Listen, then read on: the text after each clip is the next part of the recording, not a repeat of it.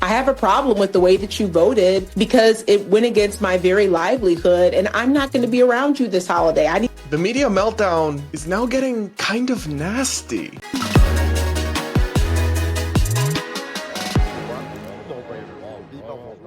I'm Brad Polumbo, and welcome back to the Brad vs. Everyone podcast, my daily show where we take on the craziest ideas from across the internet and across our politics from an independent perspective. Today, we're catching up on the latest election meltdowns over at MSNBC and CNN, which are getting really toxic and nasty, and checking in on some of our influencer friends who aren't coping well with the election results. First things first, we've got to check in on this MSNBC segment that's going viral, because what this woke academic just said on live television is actually evil. A Yale University psychiatrist, Dr. Amanda Calhoun, joined MSNBC's Joy Reid for an election-related mental health discussion, and boy, the segment is one of the worst things I've ever watched. Let's take a listen to the first bit from the host, Joy Reid, that sets an interesting framing for their conversation. Yeah, and we know that there's been a vast increase since the election, 700% increase in calls from LGBTQ youth to the Trevor Project,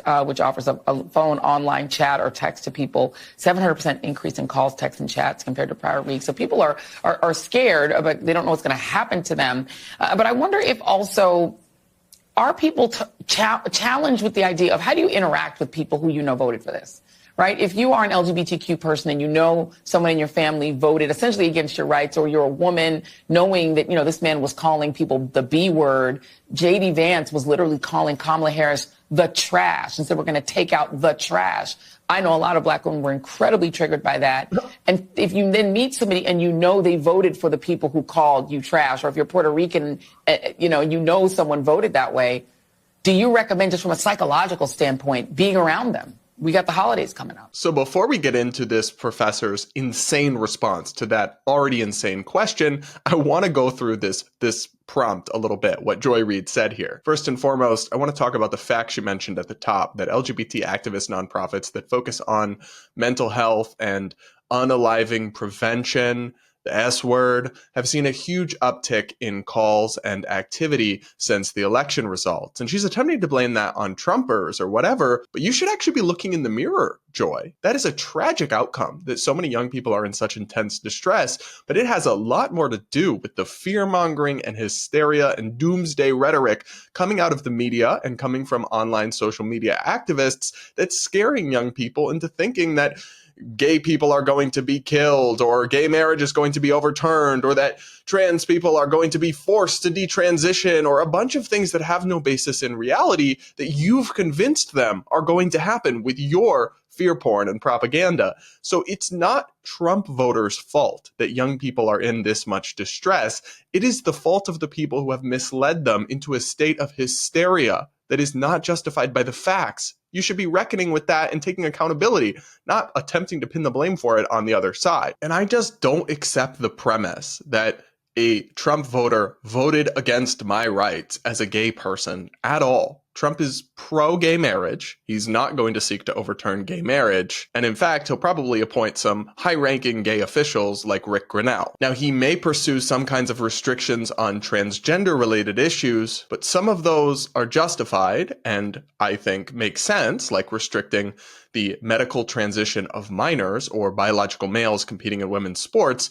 Those are common sense. That's not an unjust attack on anybody's rights. And you know what? If Trump goes further on some things and gets into restricting the liberty and freedom of trans adults, I will raise the alarm and I will push back on that. But we don't actually know exactly what he's going to do. And regardless, it's not going to be a doomsday level scenario the way they're making it out to be. And I'm sorry, are we really supposed to be scandalized by Trump calling someone the B word? That part just went over my head because he said so many more offensive things than that. People talk that way about people all the time.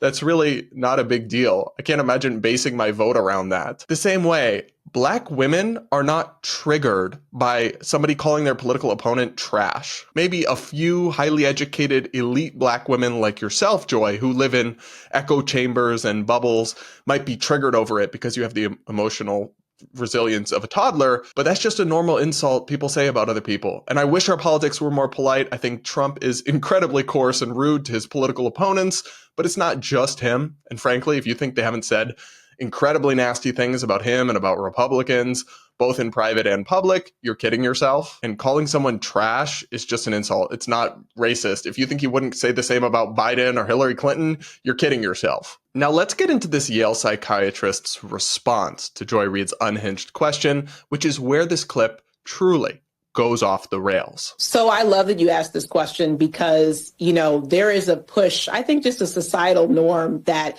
if somebody is your family, that they are entitled to your time. And I think the answer is absolutely not. So if you are going into a situation where you have family members, where you have close friends who have voted in ways that are against you, like what you said, against your livelihood, and it's completely fine to not be around those people and to tell them why, to say, I have a problem with the way that you voted because it went against my very livelihood and I'm not going to be around you this holiday. I need to take some space for me. And I actually talked to, adults as well as advising parents for children. I mean, I think, I don't think that you should force children. I don't think you should force adults to be around people just because they're your family. I think there's a level of, need to establish boundaries. And if you feel like you need to establish boundaries with people, whether they're your family or not, I think you should very much be entitled to do so. And I think it may be essential for your mental health. Sorry, but if you need to draw boundaries that mean excluding everyone from your life who doesn't agree with you, then you're the problem. You lack the emotional fortitude of a functioning adult. You are remarkably close-minded and intolerant. And I just can't believe you have a psychiatrist here telling people to cut off their friends and family over political differences as if that's not going to make everyone's life worse who listens to that. Cut off your family, even if you have an otherwise healthy relationship with them because of political differences. They're just evil and bad and you should have boundaries from them. And sure, nobody should be forced to see their family. I'm not going to say send the cops in and make Karen go see her parents on Christmas, but the idea that you'd be encouraging that as a mental health practitioner, as if that's going to lead people to have happier lives, isolating yourself from friends and family with whom you could have a perfectly positive relationship and just maybe not talk about politics or even, dare I say, discuss your differences like grown-ups. But no, you could even just not talk about it. No, this lady thinks you need to cut off your family, isolate yourself, and somehow that's going to be good for your mental health. No, babe, it's going to push you into more of an echo chamber. It's going to isolate you. You're going to become more radical and more intolerant, more out of touch with what the other side actually believes. And you're going to miss out on meaningful, positive, healthy relationships in your life where you could otherwise be benefiting and thriving. And it's really sad and sick to see somebody who's supposed to be a mental health expert advocating for people to worsen their mental health. Now, of course, there's some exceptions that if your family are Trump supporters and they're like trolling you or insulting you or demeaning you, or like they're mistreating you somehow because of politics, that's a different story than if they just disagree with you. The idea that you would cut them off over disagreement alone is so absurd, and it rings so evil to me, right? As somebody who doesn't have a relationship with my father, who doesn't have a dad in their life, the idea that you would cast one away who wants to be in your life, who wants to be positive, all because you vote differently at the ballot box and you're not able to be an adult and handle those differences and disagreements maturely is so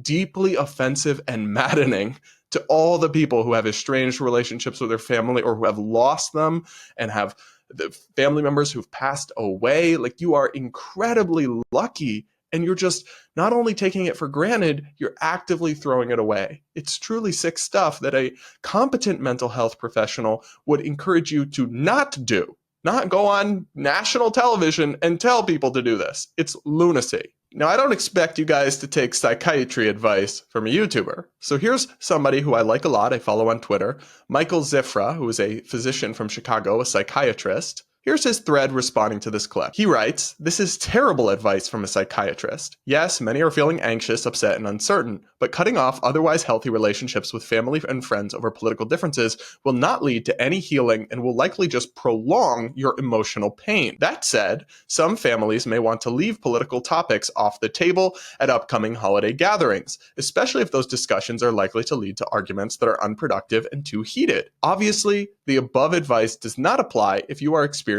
genuine emotional abuse at the hands of your family and you need to do what is necessary to protect yourself. But bear in mind, merely holding an alternative political opinion is not emotional abuse." Guys, inject that last sentence directly into my veins, because these people really do think that. They really do think that having opinions that hurt their fifis is a form of mental or emotional abuse. That's how they treat it. Now, why do we get treated to these insane takes from supposed experts and professionals? One, I think it's the fact that our institutions, in particular academia, have been just infected with a corrosive and toxic left-wing ideology. But two, it's the media incentive structures, as one commentator astutely pointed out. He replied to Michael and said, "She won't get TV time if she doesn't say what she said. Nobody on those networks wants to hear positive opinions." To which Michael replied, "That's very true, unfortunately." And I agree. If she was saying, we might disagree with Trump voters, but try to just have healthy conversations at the Thanksgiving table, and if it's too much, just maybe announce to everyone we're going to avoid politics. If she was saying that, like something commonsensical, she wouldn't get booked on Joy Reid. She wouldn't get to be on